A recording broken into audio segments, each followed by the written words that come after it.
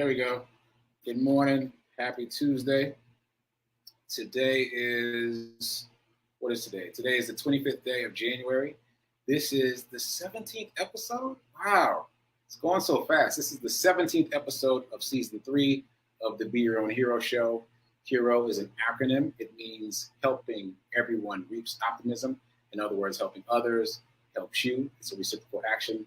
I'm your host. I am Sekouwrites. I'm a professional creative and the creator of what we're now calling the Hero Ministry Movement, which is my effort to uplift and inspire the unhoused community and people in general. By the way, I keep forgetting to announce this, but I have created an Instagram account finally for the Hero Ministry Movement. It is exactly what you think. It's at Hero Ministry Movement on Instagram. All right. So there's that. Please follow me on Instagram for the Hero Ministry Movement. There's nothing there yet. I haven't posted anything yet, but that will be the place where I put all things hero. Oh, including the show. Yeah, including the show. All right. So that'd be cool.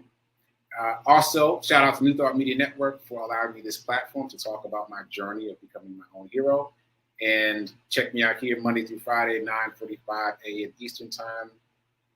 That's 8:45 a.m. Central, 7:45 a.m. Mountain.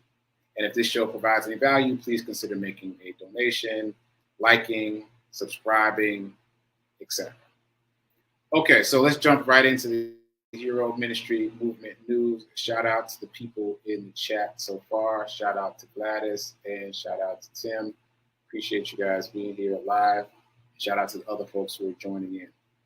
Okay, so Hero Ministry Movement news. Today is day 239 of my run streak. It's day 4 of half marathon training. And I just wanted to mention, for those of you that might be interested at some point, that marathon training is self-actualized. Like, you meet with the folks every once in a while, but they give you a basically task list of things to do, and you have to do them on your own. So you have to be self-motivated. I didn't expect that. I don't know what I expected, but I didn't expect that. I guess I expected that we would be meeting all the time. So anyway, yesterday's task was 2 miles, and today's task was 3 miles. And I guess they're going to vary up the days, the number of miles, and the speed. So I'll keep you posted. Again, today was day 4 of half marathon training. That was pretty cool. And this is also my 3rd charity run. Just a reminder, I'm doing another charity run. This is charity run number 3. This is in service to Mr. Charles, the man that I found in the snow a couple weeks ago. And so my goal is to dedicate the next 100 miles of my charity run to Mr. Charles. And in that time of running the next 100 miles, be able to raise $1,000 for him and to speed him on his recovery and welcome him back from the hospital. So please join me in that. The link is easiest to, well, you can just go to GoFundMe and search for my name. Also, you can just go to my website, sekouwrites.com, and you'll see the link right there on the homepage. It says charity. So please support me in that. So 30-day challenge, folks. Shout out to Lovejoy and shout out to Gladys. Gladys has been holding it down with the roll call early in the morning. I get up really early, but sometimes I get busy with my morning practice and my run, and I forget to post the roll call in the Facebook group. And Gladys has been holding it down the past couple of days, so I appreciate you, Gladys. And shout out to Lovejoy for doing it. Lovejoy is 14 days in. She's steady on it. She walks outside like I do. She's outside only, and she walks in the cold no matter the temperature. And it's hard work. It's hard work, but she's doing it. And so just a quick sidebar on that.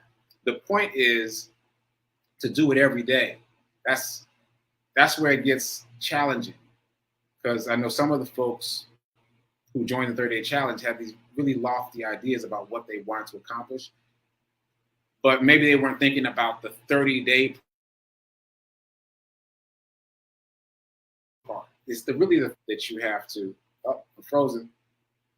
Am I back? I'm frozen again. Okay, I think I'm okay now. Yeah, I think I'm okay. So anyway, the point is focus on the 30 rather than focusing on what you do per day. Focus on doing something every day. Okay. So moving on, I mentioned the fact that I was on Regina Smithwick's podcast recently, and I mentioned her book, The Powerful Podcast Journal. Check this out. It's available on Amazon. I'll be using it for sure. And my conversation with her is now available on my podcast, the Sekouwrites podcast. So go check that out. Sekouwrites podcast is available on all podcasting platforms. Check it out. It's a pretty cool conversation. Okay, I keep forgetting to mention the seminar. My bad. I said early in January that I was going to do a Get Rich 101 seminar. That is still my intention. A couple signals got crossed and I'm being led in a new direction, but it is still my intention to make it happen. And it is still my intention to make the first quote unquote seminar about NFTs. So stay tuned. I haven't forgotten. It's still coming. All right. Just wanted to say that. Okay. So Morning's in. Morning's in. As you know, if you've been watching the show, I've been reading the 30-day mental diet. I've been taking the class. I've been taking this class right here with Rev Melissa. The class is now closed, but I've been taking this class, 30-day mental diet class with Rev Melissa. So I've been reading the 30-day mental diet every day as my morning reading. Sometimes I read more than that, but at least I read that. Okay, so today for me is day 19, I believe. We're all on different days based on when we started. So let me just briefly read what happened for me on day 19. Okay, the theme for day 19 is discover your place in life. Discover your place in life. A possible key to finding the proper place or activity for the release of your abilities is to always contribute. New ways and means of using your abilities will never develop unless you make use of every opportunity to offer something of what you are in all that you do.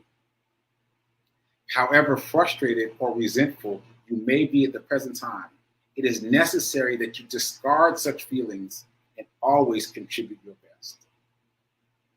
Always contribute your best. So that resonated with me. They have a capsule statement at the end of every chapter that really sums up the chapter. Often I find something in the body of the text itself that resonates more for me. So this is from the body of the text. This is not the capsule summary at the end. So a key to finding, just to summarize, a key to finding your place in life is to always contribute. So if you hold to the rule of always contributing, you will find yourself moved in different ways. This show is a perfect example, right? It's me trying to contribute to other people's knowledge about wealth and abundance and contribute to my own knowledge about wealth and abundance. And it has expanded and expanded and expanded. Okay, so that is the morning Zen. And yeah, that's it. That's it for the morning news. I'm moving along well today. So let's do our affirmation. I'm before 10 o'clock, which is great. So I'm going to do our morning affirmation. Well, our daily affirmation. I am so happy and grateful to be a multimillionaire in every area of my life. I am so happy and grateful to be a multimillionaire in every area of my life. Hold that with you. Keep it throughout the day. All right, so circling back to the comments, just want to see who else is here. Shout out to Linda. Shout out to Nan. Gladys is on it every day. Yes, Gladys, do your thing. All right, so I wanted to reiterate that we've been talking about trading this week, unexpectedly. Unexpectedly, we've been talking about trading, and that's in keeping with the theme of doing. In keeping with the theme of doing. I talked yesterday about how a little bit of money invested in 2006 will be worth a lot of money now. We did 3 stocks. We did Home Depot, Starbucks, and Microsoft. And if you invested a little bit of money in all 3 of those, $840 total, or was it $860? A little over $800 would have yielded you about $5,000. And adjusted for insurance, that would still be $3,000. But if you had just left that $800 in your bank account, it would have lost $300 in value. So be only worth $500 now. It would still say $800 on your bank balance, but it will only be worth $500. So that's pretty sobering. But I also mentioned trading and how that if you bought a share of Wayfair early in 2020, early in 2020, and then sold it later in 2020, like 7 months later, you could have made 200% on your money, actually over 200%, 220%. So that to me was really groundbreaking and fascinating, because most of us, myself included, have learned to think of money as a save and hold, like you sock it away somewhere and let it grow. Usually, historically, in a savings account, we've already learned that that's not the place to put money in this space. Right? That is the average for a savings account is 0.06%. You don't want that. You want to put it in some place where it appreciates in value faster. So my thinking moving into this space of investment is, which stocks do I put the money in to let it grow the most? And like that's the first part of the example from yesterday. You put it in Microsoft and Starbucks and Home Depot and let it sit there for 15 years, and you've gained 600% or so, right? But you can make 200% in 7 months on one trade, on one stock. One trade on one stock, 200%. So that's really groundbreaking, because to me, the implication is you can make much more money faster by jumping in and out of the market, meaning trading, than you can by buying and holding. So I've listened to a number of different podcasts recently about this, and one of them suggests that you have two accounts. So you have the buy and hold account for the stock market, and that's what you do. You just buy, hold, set it, forget it, contribute to it, don't touch it. That's the discipline. Don't touch it. Don't pull it out even for emergencies. Find your emergency money elsewhere. Let that money keep working. Because if you pull it out, you got to start from scratch. So set it and forget it. That's account number one. Account number two is your trading account, for lack of a better phrase. I'm trying to think of something that sounds less intimidating. But basically, let's call it your short-term stock account. And that's the account that you can use to jump in and out of the market. Again, the way that I've been taught to think of trading is that it's frenetic and confusing and complicated. But my example from yesterday showed that it doesn't have to be any of those things. You could have bought one stock of Wayfair in January and then kind of watched the markets a little bit and sold it 7 months later, and you would have made 200%. Like, that's not frenetic at all. That's a very leisurely pace. So you don't have to jump in and out of the markets I'm frozen again. I'm frozen. Okay, I think I'm back. I don't know what's going on with the connection today. Anyway, I wanted to learn more about this, and I wanted to share that knowledge with you. So what I did is I found a video about the difference between trading and investing in the stock market. And we're just going to watch it together. I haven't done show and tell in a while. So we will find out together the difference between trading and investing in the stock market, and maybe why it's important to do both at the same time.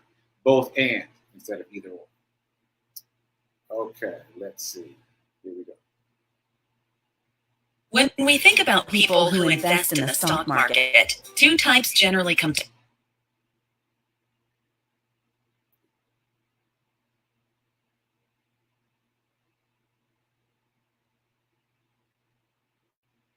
mind: investors and traders. The stereotypical image of a trader might be the frenetic floor trader yelling orders out across the trading pit, sleeves rolled up. Traders generally buy stocks with the intent to sell when the price reaches a particular point, usually within a short time frame in hopes of making a quick profit. On the other hand, an investor might be the white-haired guru who knows everything about the guts of a company and focuses on building a portfolio that grows over time. Investors generally buy stocks and hold them with the expectation that they will grow in value and for the purpose of generating income via dividends, which are regular payments of profit to shareholders. Typically, they don't intend to sell good stocks, even when times are bad. Now, these may... Okay, I don't know what's going on with the technical difficulties today. I don't know. Anyway, I only watched that video once. I understand from people in the comments that it's echoing. Okay, so essentially, it's saying the same thing that I was saying a few minutes ago, that you've got these two schools of thought: buy and hold investing in the stock market, and also trading in the stock market. And both of them are beneficial. And it seems to me now that the best way to move forward in terms of growing wealth is to do both. And for those of you that are starting to feel nervous about me even saying that, I have felt the same way. But I mentioned recently that I've started trading, I'm gonna put air quotes on that, but it hasn't been intimidating at all. So I intended to show this video, but since the video is not working, let me just tell this story. So I listened to a podcast recently about trading, and the woman who's telling the story was an assistant principal. So she's working at a school, and she decides that this isn't for her. She's got to do something else. She doesn't know what. She got to do something else. Eventually, she stumbles upon trading. Yeah, I'm just going to use the phrase. I'm going to use the word trading and not attach words, because there are a number of different kinds of trading I've learned. There's day trading, which we've all heard of, right? But there's also swing trading, and there's all these other types of trading. So let's just say trading. She stumbled across trading, and she started trading at school before and after class. Because as you know, the markets have banker's hours. So she was trading early in the morning, and in school lets out early. So right after school let out, she would stay there in the classroom and do some trading. She was experimenting with it. And she said that the goal, a popular goal, I should rephrase, a popular goal in trading stocks is to trade 1% of your portfolio. So yeah, trade 1% of your portfolio and then try to make that amount every day. So that's easy math for me. My stock portfolio on Webull, I've mentioned this before, is $40. But those of you who have not clicked the link yet, the link is only good until tomorrow. The link will expire tomorrow. I put a Webull link on the Facebook page, but it's going to expire tomorrow. You click it by tomorrow and you will get free stock. You're guaranteed to get free stock. What they do is they have a randomizer. So when you click to get free stock, you might get a $1 stock, you might get a $5 stock, you might get a $10 stock, you might get a $1,000 stock, right? There's no telling which stocks you're going to get, but you won't get any stocks if you don't click it today. So I have done this myself. It worked. I got about $30 worth of stock. So back to the story at hand, I got $30 worth of stock in my new Webull portfolio. I added $10 to it from my own bank account. So my account is $40. So 10% of that is 40 cents. Very small numbers, right? So that's what I got from her podcast. That's one of the things that I got from her podcast, that you can just play with 10% of what you have in the account. You don't have to have big numbers anymore. There was a time in the past where you had to have a certain amount to open a brokerage account. You had to play with certain numbers. But now you can play with $40, as I am. Okay. So the other thing I got from her podcast was that she was able to eventually meet her salary as an assistant principal. She said she was making $3,000 per month as an assistant principal. So she starts trading in the morning and after school, after the kids leave, stumbling, learning, failing, stumbling, learning, failing, trying again, all that stuff. But eventually, she made $3,000 in one trade. That did not happen immediately. She had to work her way up to that. But she made $3,000 in one trade. And that was the same amount of money that she was making per month as an assistant principal. So she quit the next day. She put in her notice. She said, I have proven that I can meet my salary with stock trading. And now she's a professional stock trader. She teaches other people how to do it. She does speaking engagements. She travels the world, all these other things. But that's how it started. Her goal, by the way, was not to make $3,000.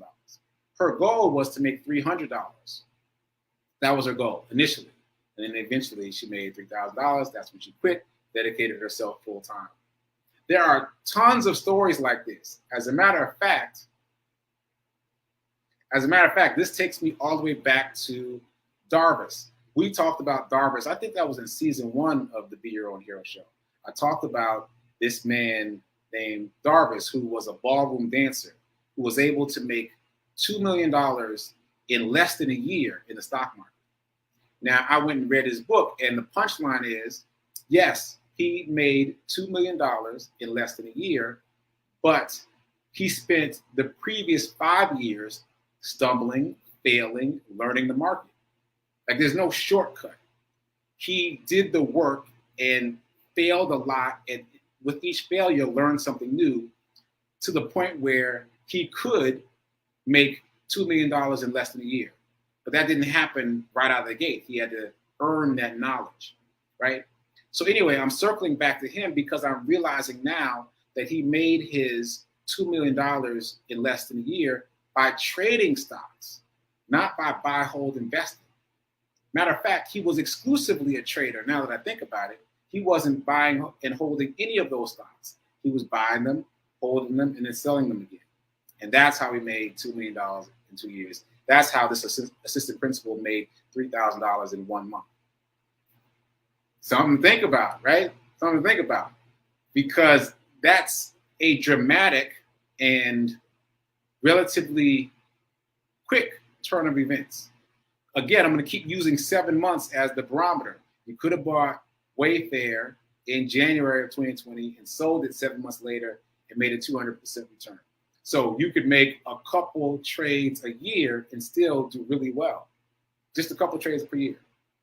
So circling all the way back to me, again, I didn't intend to tell this story, but the video is not working. So let me finish the story. I listened to that podcast. I figured out, all right, so 10% of my $40 account is 40 cents. Let me make a trade and try to make 40 cents. That's an easy goal in my mind. And then it's not even my money. Like, they gave me the free stock. Webull gave me the free stock. So I feel free to play with it. Okay. So yesterday I put in a trade to make 40 cents. So to be specific about the numbers, there was a stock that they gave me for free that was trading at $8 yesterday. So I put in a sell order at $8.40. Easy math.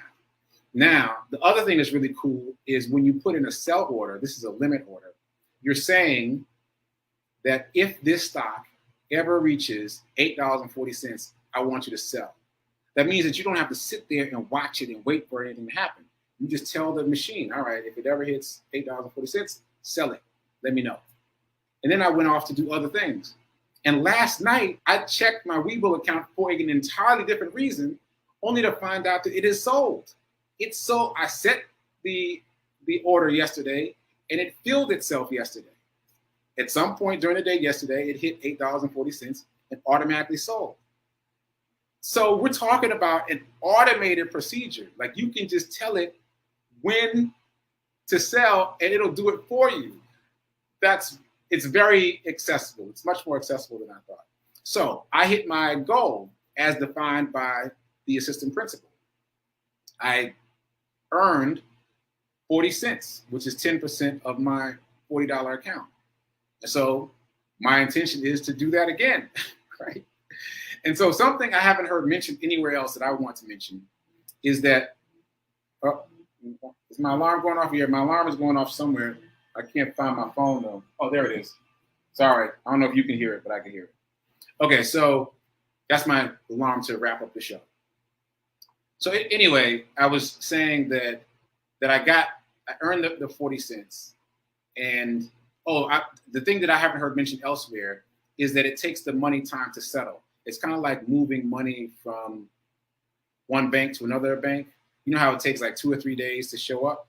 It's the same kind of thing. So I did my trade. Well, the computer did my trade for $8.40 yesterday. And the money is still pending. It's still settling. So it'll take a few days to settle. I mention that because you can't just, if you're using the same pool of money, you can't just jump right back in. You got to wait for the money to settle before you can do something else. And I haven't heard anybody mention that talks about trading.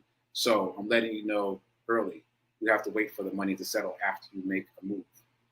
That said, this is the season of doing on the Be Your Own Hero show, right? So I'm suggesting that everybody open another brokerage account. Use the Webull link, get the stock for free, and start playing with trading on somebody else's dime. Like that's an ideal situation. You're trading on somebody else's dime.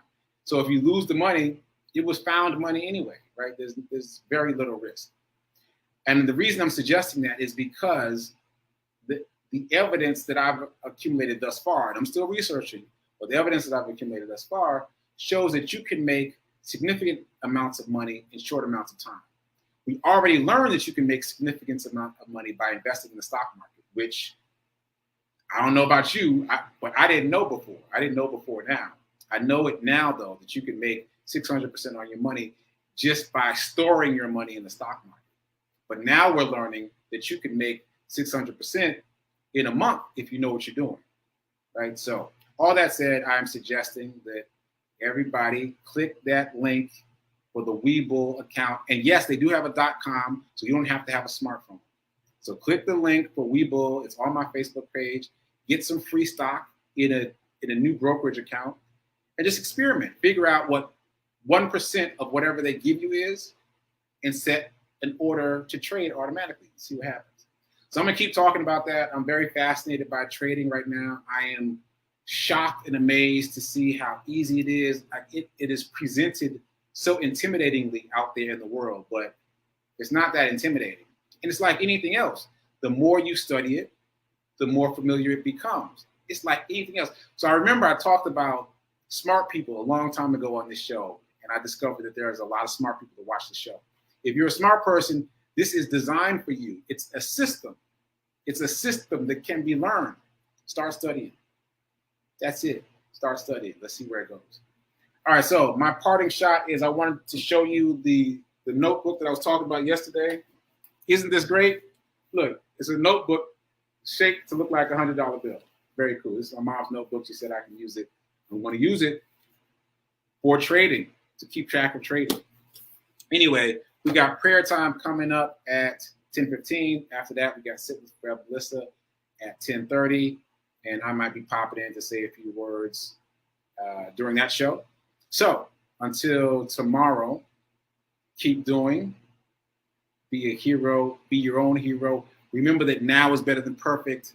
And today's lesson in terms of now is better than perfect is go click that Webull link and get you a free stock trading account. Why not? All right. I'll see you tomorrow. Later.